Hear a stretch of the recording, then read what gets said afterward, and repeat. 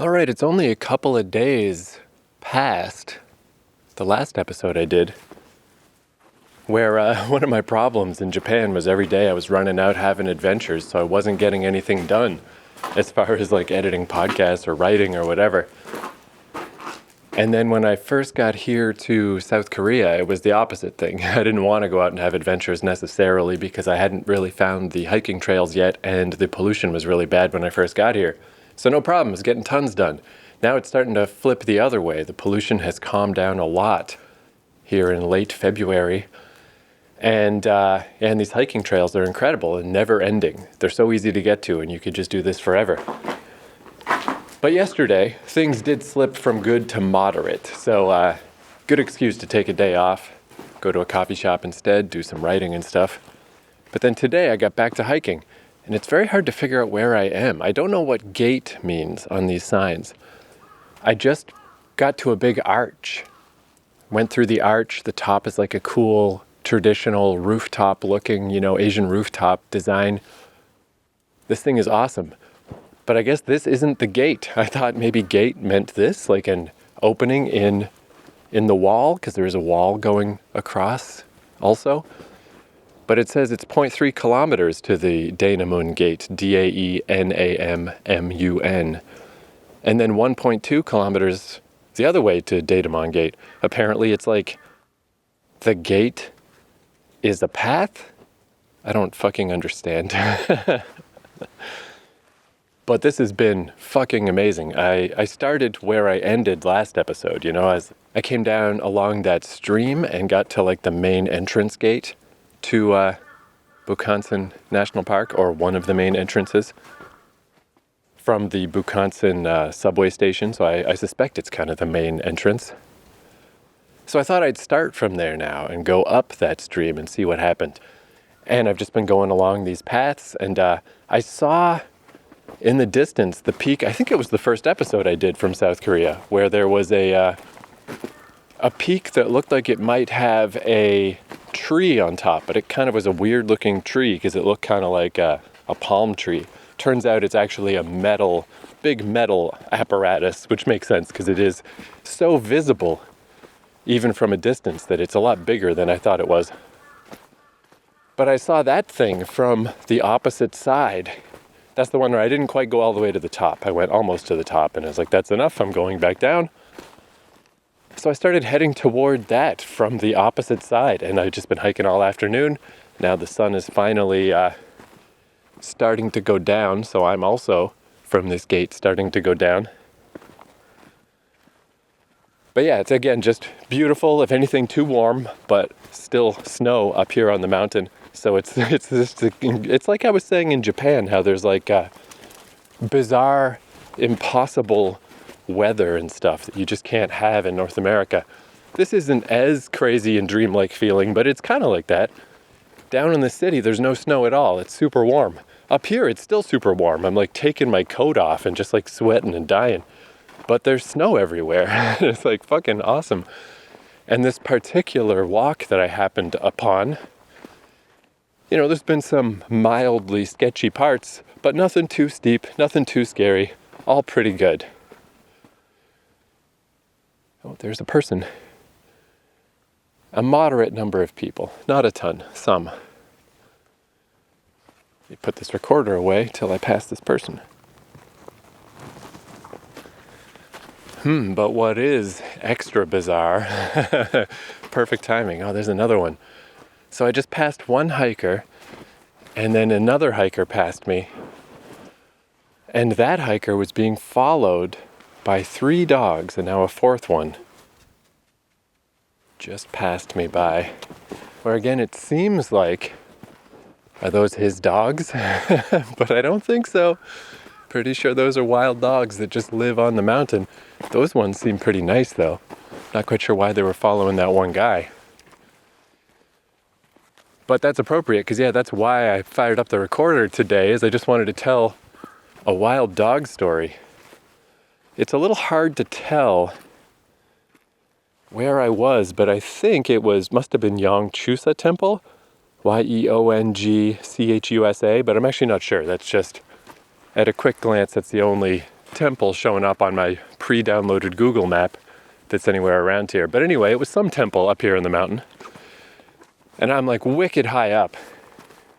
But again, it's been this nice, pretty gradual increase. So I don't feel scared, which is nice. But yeah, there's a lot fewer temples in South Korea than there are in Japan. And by a lot, I mean like 1/1000th as many. They're very rare, actually. But there are still some.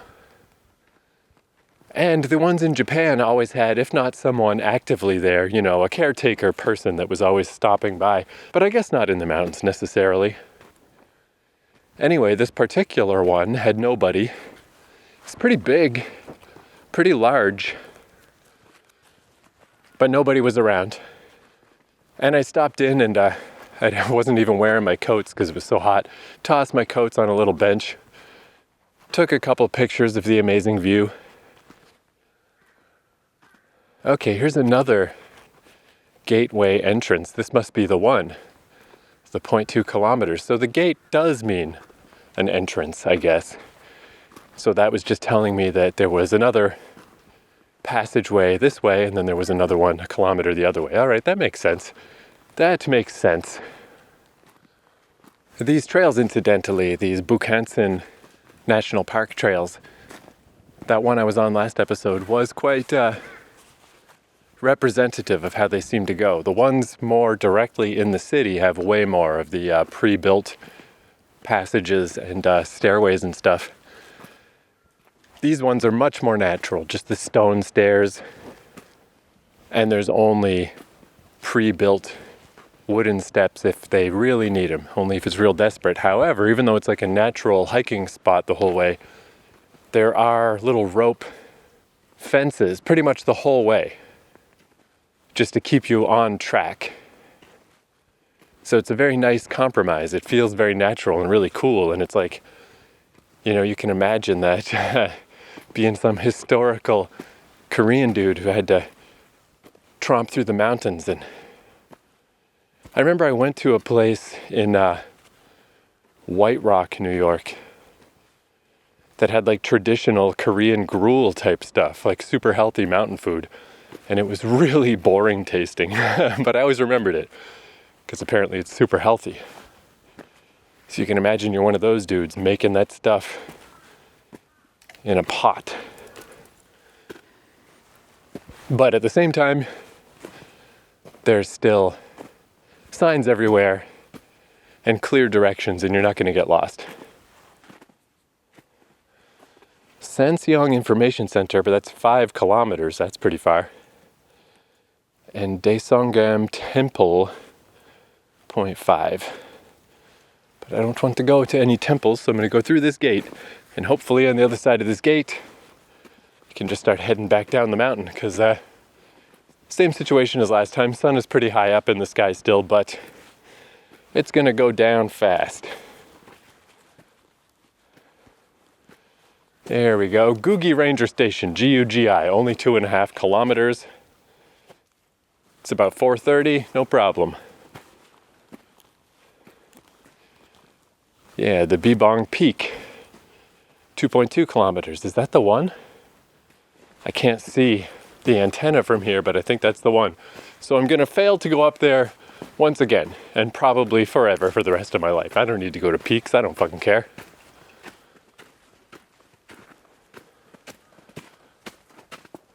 Whoa, wait a sec.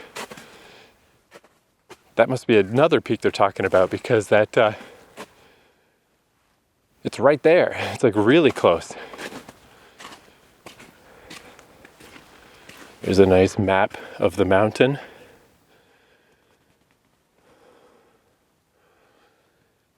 Yeah, I'm actually not too far from where I was last time. That's interesting. Actually, this is probably not the same one. I'm realizing there's probably multiple of these things. Seems unlikely that there would be just one. Anyway, whatever. Through the gate, let's get out of here. Oh yeah, this looks pretty good. Back to stairway land now. The city's not too close, but it looks like stairs straight down. Sweet.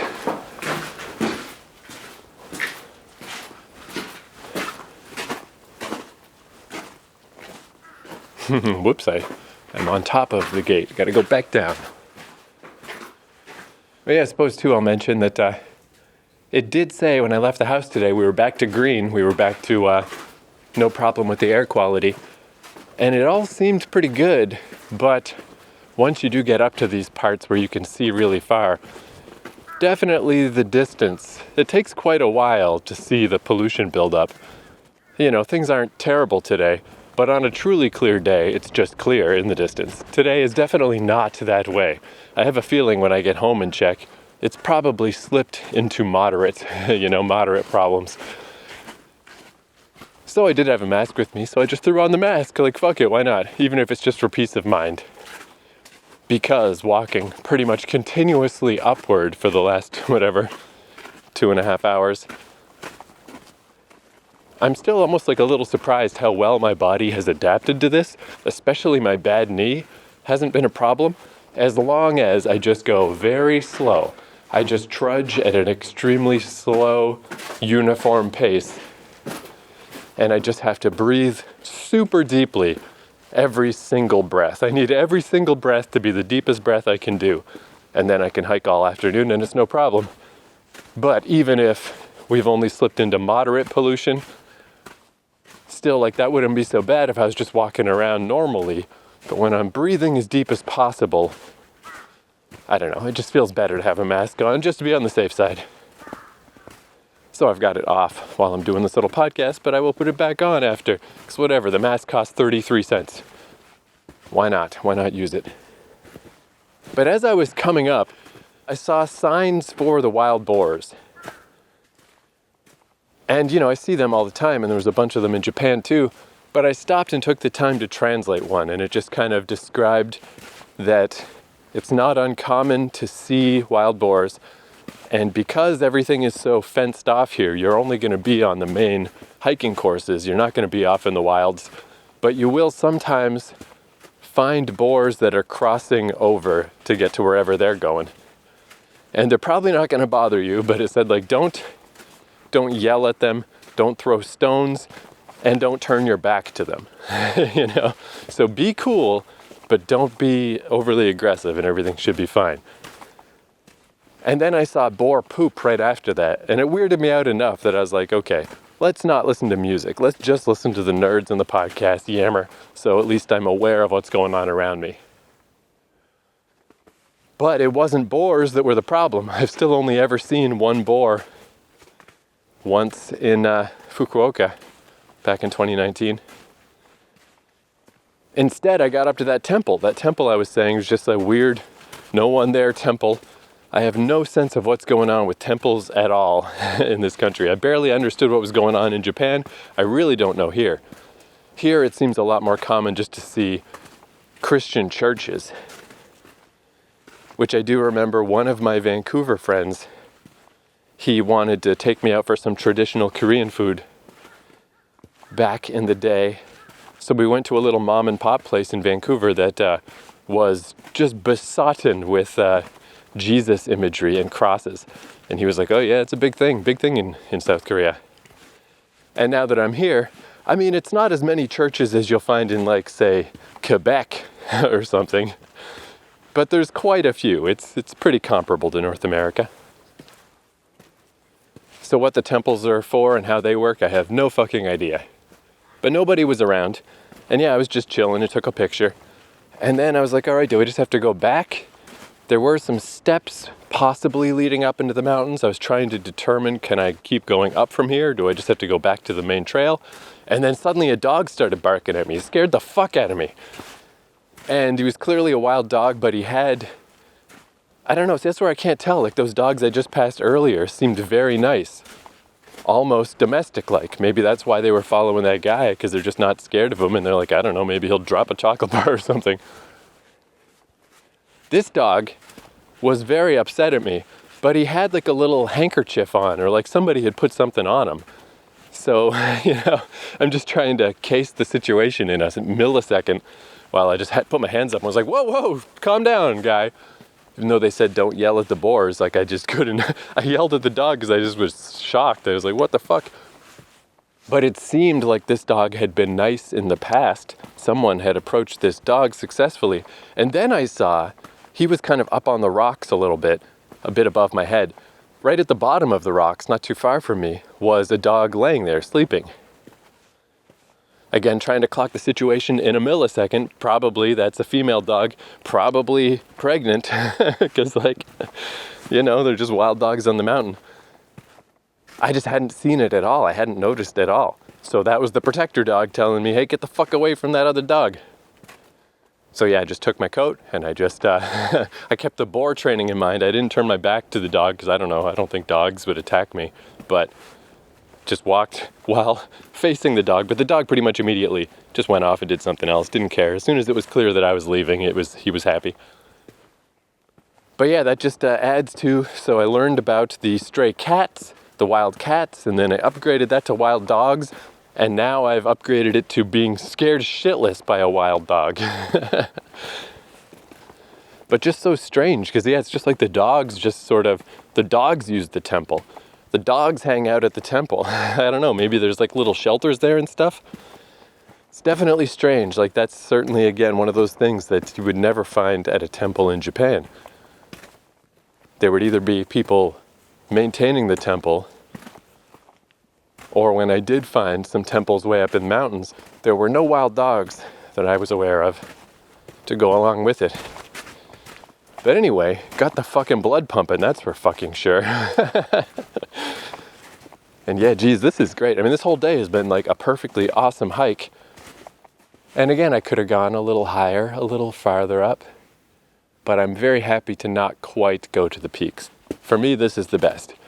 Not to quite get to the point where you're actually using all fours to climb, because I probably could use some hiking poles. It probably wouldn't kill me. There's been a couple little slippy parts here and there, but I really don't seem to need them. The crab walk phenomenon, or the crab walk thing, it totally does work. And if anything ever was scary enough to feel like I was like, oh, I shouldn't proceed without poles, which I guess has happened, I can just go back, Either there's an alternate route, which there's quite a few. Like I did find I had several opportunities during this walk to just bail out, go down into a valley to a ranger station. Or I could have just gone straight back as I did with one of the peaks. Yeah, this hiking, it's really A+. It is so accessible, so well laid out, so well signposted, so impossible to get lost. Like, fucking wonderful. And that main entrance where I ended last podcast and where I started today, there was one of those little coffee machines where for like 40 cents you can get a little cup of coffee. And then I noticed today on my way in, several of them. There's like 2 or 3 of those machines. And there was one on the way that was only 30 cents. I just love those little machines so much. Well, maybe I'll briefly talk about boot tech too. I was having some problems with these boots hurting my feet. So I just watched some nice Australian man talking about boot theory, because I guess I don't buy boots that often. Good day, mate. What you do when your boots are hurting?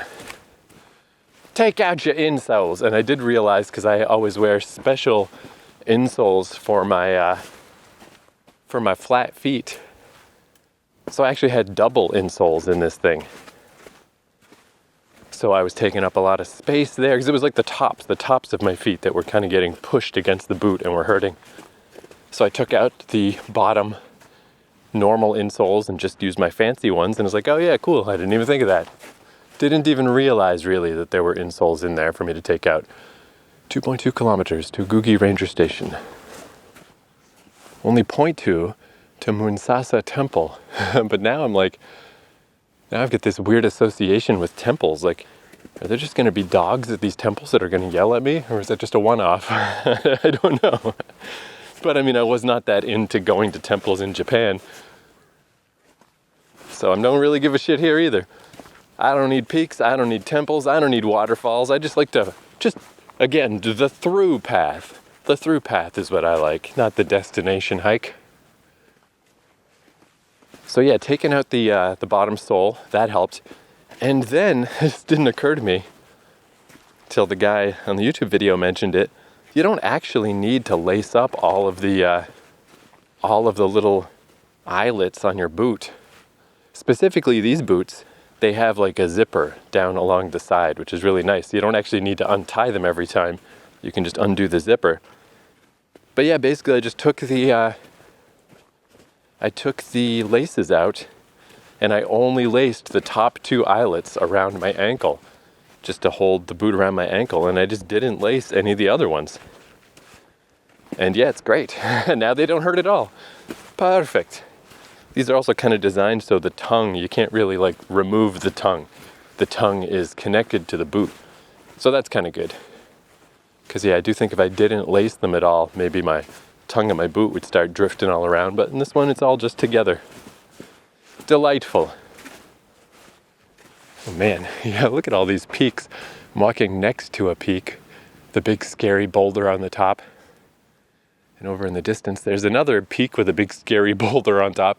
And if you look up people on YouTube, you know, people doing these hikes around here, they get up to the top and they do the fucking dorky ass, like, I'm king of the world. I actually saw a guy do that in real life the other day.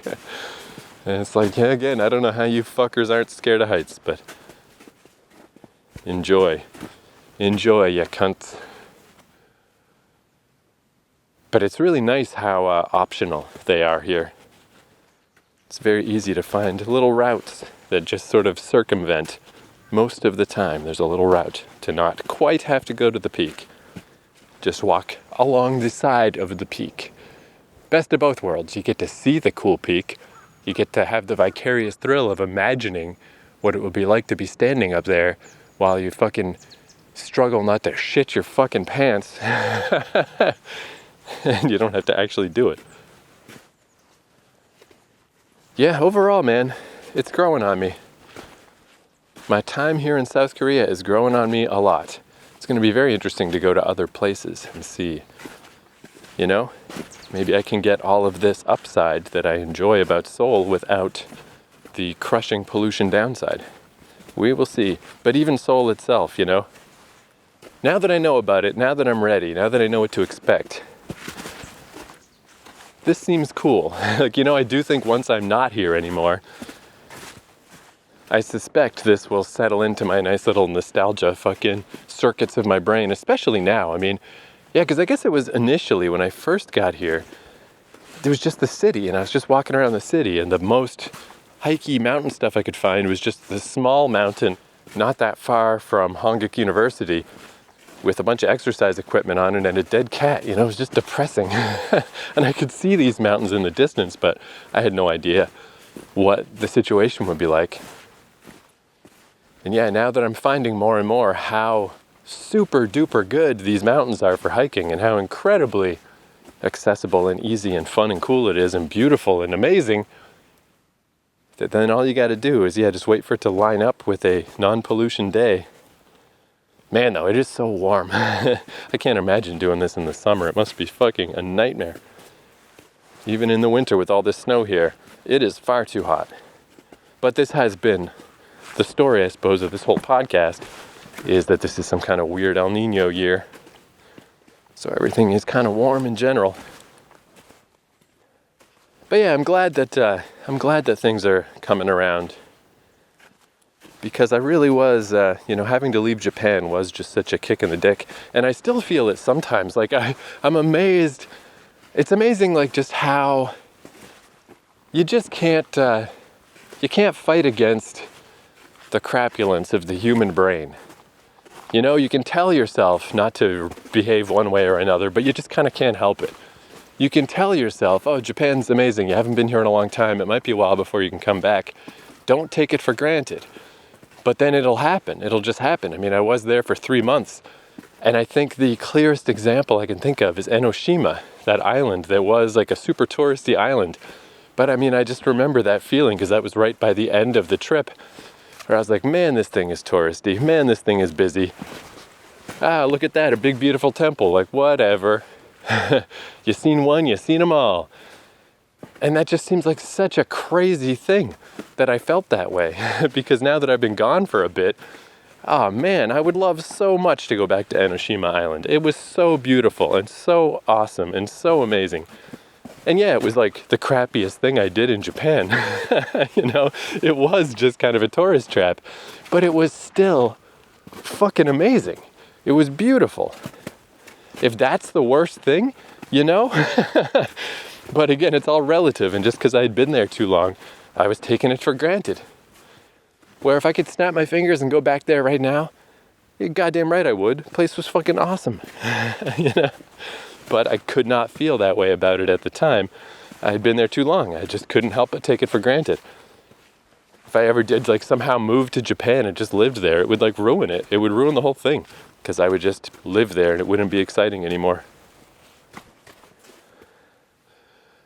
Anyway, it's getting a little steeper on the way down here, and we're back to for real paths, not the wooden stairs. So I'm gonna hang this fucking thing up. Have my hands at the ready.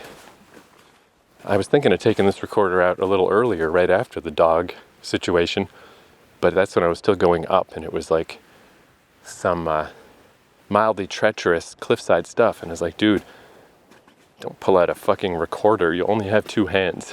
You know, be at least a little fucking mindful of what you're doing. It's a lot easier now that I'm going down, but yeah, it's definitely getting steeper. So, been yammering for like half an hour. I'll probably have something else to add to this episode later. And if not, this will just be an episode. Whatever. I'm gonna put my mask back on, even though I think everything's okay today. It's still just eerie, you know? I gotta go with the evidence that my eyes see. And my eyes, they have to look quite far in the distance before the haze settles in, but it's there. It's definitely there. I can hear a little stream down there. Damn, man, so good. Yeah, like it's just kind of been compounding, or like, maybe not compounding, but just growing. The farther I get from the city, because the Anson Mountain and Ingwansen are both really good. And right by the city, you know, there's a McDonald's tucked away in between those two mountains.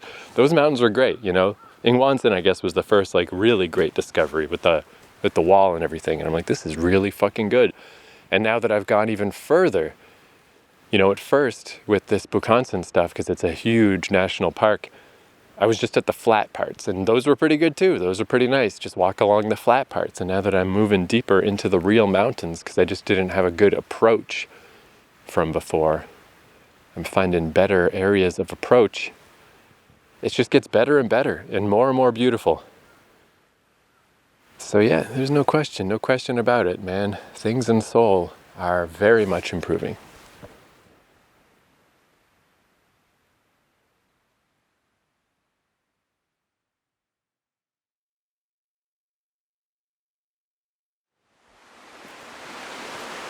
Ooh, I just want to hop back in to say that this route that I'm on, heading to Gugi Information Center, Gugi, this is out of control how beautiful this is. This is so fucking excellent. It's really long. I do feel like, I'm going fairly slow, because, you know, I go slow on the way up so I don't get blown up. You know, I don't get winded, and so I don't hurt my knee. Got to go slow on the way down because I'm a lot more, you know, there's been enough, you know, it's just like constantly going down these, you know, just rocks and pathways. You know, my foot will just brush against a rock here and again, a little tiny stumble. Enough times that I start thinking like, man, imagine, this is such a long route. The sun is going down more and more. What if I sprained my ankle, or God forbid, broke my ankle? How the fuck would I even get out of here? I don't have a proper cell phone. I got nothing. So I am going a bit slow, because I do feel like going down is worse than going up. If I'm going to get hurt, it's going to be going down. But this is also really long. It just won't stop. But I just saw a sign that said 0.7 kilometers to the information booth. So I'm almost there. But this is fucking wonderful. I can't believe how beautiful this is. Just like going down through this valley, the rocks on either side along this stream. And I haven't seen any people, once again, one of these people-less things, but it could be because it's getting a bit late. It's a little past 5:30, and technically this park for February closes at 4. But I think I saw a sign that says, within a few days, once it switches over to March, they switch it up to 6 o'clock. So really I'm in 6 o'clock zone. I'm basically okay. I'm still within the parameters really, but technically the park's closed. So maybe that's why I'm not seeing anyone. But this is just like everything else, really well signposted. It has the rope fences everywhere so you could never get lost. Rest areas, little signs all over the place that either have little ecological information like, oh, you might find this interesting, or like, hey, don't go swimming here because there's, it's deeper than it looks, there's undertows, don't do it. But yeah, it's just fucking beautiful. And this is one of these cases that to come at it the way I did, that's like a little tricky and a little weird. If it happens to happen though, it's amazing. But much like last episode, I think this is probably a similar case, that now that I know this is here, now that I found it on the way out, this seems like it would be a wonderful place to start from. So Gugi, G-U-G-I, I don't specifically know where it is or how to get to it, but I will learn as I exit. But yeah, if you started at the Gugi Information Center and went up the stream from here, again, even if you didn't want to, go for real up to a peak or something, even if you just went along this for a few kilometers and just came straight back, probably not even a few. I mean, the mountain's still right there. I think it is only, what did it say, 2 point something? Probably less than 3 kilometers. And it's really fucking pretty. Like, I just have had those little moments where I'm kind of taken aback, where like I'll cross over a bridge and see like the stream running below me, and just have those little moments where I just stop and I'm just like, whoa, like look how pretty this is. And that's happened like fucking 10 times. This is an incredibly beautiful walk. Though it is a little eerie. I'm glad I saw that sign. It is a little eerie that it's like, obviously I'm going somewhere. Like right now I'm on more of those like man-made steps. There's quite a few of those. It's kind of 50-50 man-made stuff and just the natural path. There's another rest area. I'm obviously going somewhere, but because I'm in between, I'm in a valley, I can't see anything, even though the sun is still up in the sky, because I'm between mountains. It feels darker than it really is out there. And I just seem like I can never get to the end. It's a really long route. So that's mildly weird feeling just because the sun's on its way down. But the fact that it's so long is really a benefit. If you start from here, if you're not under any kind of a time crunch, I mean, this is mega good. Like the other place where I started today, the main entrance, I keep calling it the main entrance, the Jeongneung, Jeongneung, that entrance. That one's good. But now this one, where's my little blue dot? Oh yeah, there, that's nice. You can see on the blue dot. Yeah, I'm getting close to civilization. I'm a ways west from there. I don't know how you would get here on the subway. That'll be something I will learn when I get back to the city. Am I anywhere near any subways? Maybe not. I might have some city walking ahead of me. Oh, there we go. It's certainly not close. Oh, that's Mukje. That's definitely not close. But I know that station. Wow, I actually know. Wow, I know where I am. Fuck yeah, I've been along here all. Oh, this is like, yeah, this is no biggie. I can get back from here easy. But yeah, Gugidong. This is a hell of a starting point. It is fucking awesome. It is the prettiest part of anything I've seen anywhere around here so far. It's fucking great. It is A+, 10 out of 10. What a good fucking walk. This is walk along this stream. It's crazy. It's crazy how nice this is. And yeah, I know where it's gonna spit me out.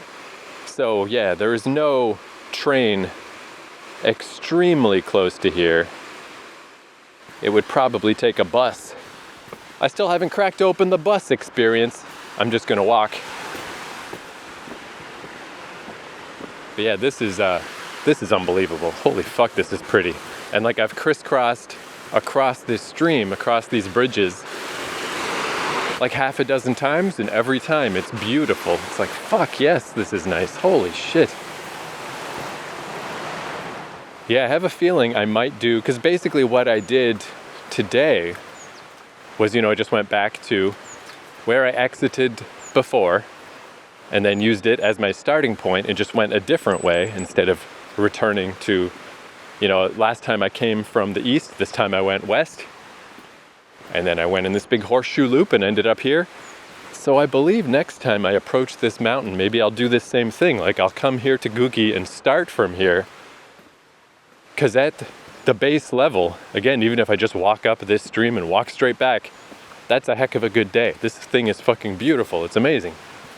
But if I got time on my side, I'll just do the same thing. Instead of going east, I'll go west. Just go further west. Because I'm reaching the limits, actually, of how far west you can even go at Bukhansan. And the stuff west from here, that's why I know where I am. That's why I recognized it on the map. That's the first stuff that I did in Bukhansan, is that western part where it's relatively flat. Oh man, yeah, and here's like just a little, that look of like, the water as it pools at the bottom of a little mini waterfall where it's just like perfectly clear. And it's got this bluish, greenish look that just looks so beautiful. But yeah, it's so weird, even though I know for sure that I'm almost at the end. Like I even just saw my little blue dot on the map and it's like, at the border of the mountain. I'm almost out of here. But it still doesn't feel like it. I feel completely just ensconced in fucking nature here. It's just like, I guess it's very cool to be up on a ridge and to be able to see forever. But this is kind of cool in its own way too, of just like being down in between, where you can't see shit. You're just enveloped in everything. Hey, there's somebody.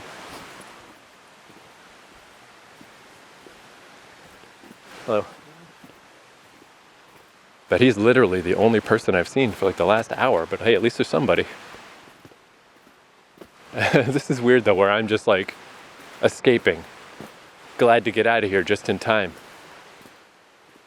Where this reminds me of when I was on the mountain in Fukuoka. Oh my God, have I forgotten the name of that mountain? The one right by Umebayashi Station? Yeah, I don't remember right now. But yeah, I remember I was coming down that mountain and it was not a short fucking journey. It took me like another hour from the point that I saw these two dudes to get to the bottom. And it got dark long before I got to the bottom and they were going up. I was like, I still wonder what those guys are up to. What the hell was that? All right, anyway, here we go. Another rest spot, bunch of benches, and a washroom. The washroom culture is not as insanely reliable as it is in Japan, but it has grown on me. It's a little tougher to find washrooms here in Korea, but it's not that bad. Once you kind of sort out how it works, the subway stations are quite reliable. And there's quite a lot of them. So at the very least, you can kind of navigate around based on that. And yeah, as far as public washrooms go, it hasn't been too bad. I was a little concerned at first. It seemed a little tough to find washrooms, but I've been finding it easier and easier. Slightly weird stuff though. Actually, I'm just going to keep going. I don't need to use this washroom. I was going to wrap up the podcast, but I'm just like, it's always ingrained in my brain that I should use a washroom, but I guess I don't actually need to. But yeah, this just happened to me earlier today, and it's happened to me a handful of times where there is toilet paper. It's not like I've heard that quite a bit in like China, say that you should really travel with toilet paper on you just in case. And I do always have some tissues tucked away in my day bag just in case. But one thing that I've noticed several times is if you go into a bathroom, there's also squat toilets here, but they're pretty rare. I'd say they're more rare here than they are in Japan, but there's still some. But if you go into a stall, double check first to make sure that there's toilet paper in there. Because sometimes, for whatever reason, I don't know why, there's toilet paper outside of the stall. You have to take a bunch of toilet paper with you and bring it in, It's a little odd. But I do very much like, even though they don't have fancy toilets here, they don't have the fancy bidets and stuff like they do in Japan. It's just normal toilets, but they also have way better toilet paper. Japan has that goddamn tissue paper, like, it's like candy, fucking cotton candy. It just like dissolves. I hate Japanese toilet paper, but I guess the idea is that because of the bidet, you don't need the toilet paper as much. But still, I fucking hate that toilet paper. Here they have really sturdy, solid toilet paper. So, no bidets, but great toilet paper. All right, I'm just passing these little gates. Yeah, these are a thing too that designate the official start of a hike. It's just these, it's like a turnstile, but with no turnstile. Just some little waist-high gates that you walk past. Oh, and I guess there's a little sign here. They could technically close this off. That's got like, yeah, the hours of operation. Oh, I guess starting next month, it's still only 5 o'clock. But I wonder what that means. Does that mean get out of the park by 5 o'clock? Or does that mean don't start after 5 o'clock? Because like it's still light out. And it's like 6 o'clock now.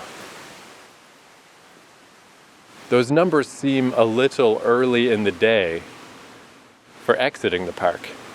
But they would be extremely good advice for starting. Like, definitely don't start after that point. And there's a camera. There's like CCTV cameras like everywhere, just all over the place.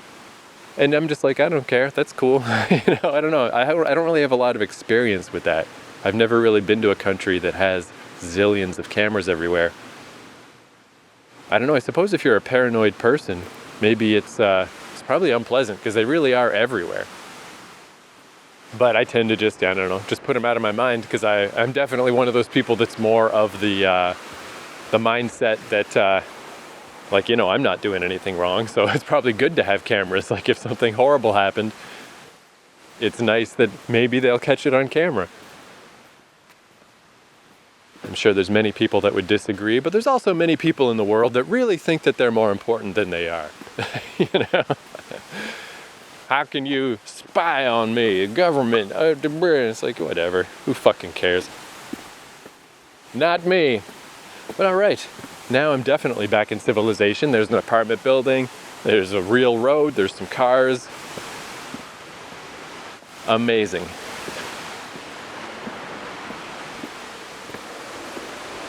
No nearby subways. I got a bit of a walk ahead of me. Quite a walk, in fact. But maybe I will go to, it's, if I just walk south, break up every journey into bits and it doesn't seem as bad. A fair distance south, I'll eventually get to the big overpass that has a walking path underneath it. Then walk west from there, I can get to Honji Station. Hongje. And you know what's by there? A fucking McDonald's. And I am starving to goddamn death. Sadly, the cheesecake and raspberry baked pies, they don't have them anymore. Fuck, those were good. Those were so good. But I mean, I probably ate a dozen of them conservatively, probably more like 15. So I certainly gorged my fucking share of those bad boys. Oh yeah, it's just nice. Just nice to be like, I'm putting the pieces together. I know where things are. I know how to get places. Oh, and that's Bukhansan National Park, Gugi Ranger Station. Gugi. Yeah, that is a primo fucking start to a journey. Holy sweet shit. It is a shame it's like so hard to get to this start bit. That's going to be the problem, I guess. So, I'm still struggling to wake up early. I woke up a little before noon today. That's not bad. But yeah, there's no, I don't know, maybe I'll actually have to break out a bus. Because without a bus, there is no easy way to get here. But yeah, this is 10 thumbs up. This is awesome. Fucking good shit. Fucking wonderful. It's even funny, like even in the titles of these episodes, it's like, don't come to Seoul in the winter. Things are looking up in Seoul. Maybe do come to Seoul in the winter. What am I going to call this one? Like, I'm having some deliriously great days in Seoul now? I don't know. I'm sure I'll think of a better title than that, but But yeah, it's really turning around. Hey, and there's some people walking dogs on leashes. Remarkable. Full-on civilization. What a thing.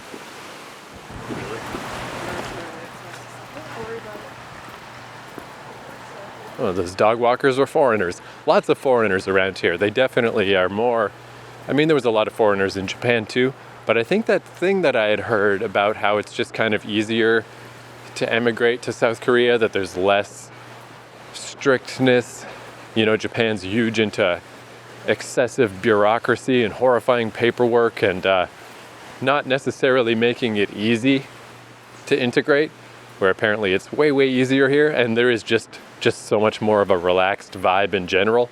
I was thinking about that. It is interesting because I was so hung up about feeling uncomfortable talking to clerks and stuff in Japan and like not really going to restaurants, and even like Koko Curry that I'd been to before, I still didn't go back last time because I just didn't want to have to do the acrobatics. And I just don't feel like that around here. It's like if I gotta go talk to somebody, it's not a big deal. Like we still can't really communicate that well, but it just doesn't feel the same. I don't know, there is definitely a feeling in the air of tension in Japan, of uptightness. But that's not necessarily a bad thing, you know? Part of that dreaminess of Japan is partially because it's so incredibly clean and meticulous. It's like a manicured country. And obviously that comes from everyone being very uptight about being Japanese and doing things in a Japanese way. I don't dislike it, I actually like it a lot. But it's undeniably a thing that is not how it feels here. Here it feels much more chill. It's funny too though, as soon as I mention things, you know, suddenly they become, like I start noticing them. Like last episode I said how I did not find the fashion consciousness to be so much a thing here. And it's like as soon as I said it, then I was on the train and I saw like 3 women that were like doing their makeup on the train and, you know, very much were concerned with how they looked. So it's not that it isn't a thing, but I still feel like it's a lot less of a thing than I kind of maybe expected. Because yeah, that was 3 people, but that was 3 people out of like hundreds. It's, you know, not that big a thing. I still don't think, but it is a thing. It is like, right away I was like, am I just completely wrong? Like suddenly I'm just seeing this occur, this thing that I said wasn't occurring, but it's still not occurring all that much, I would say.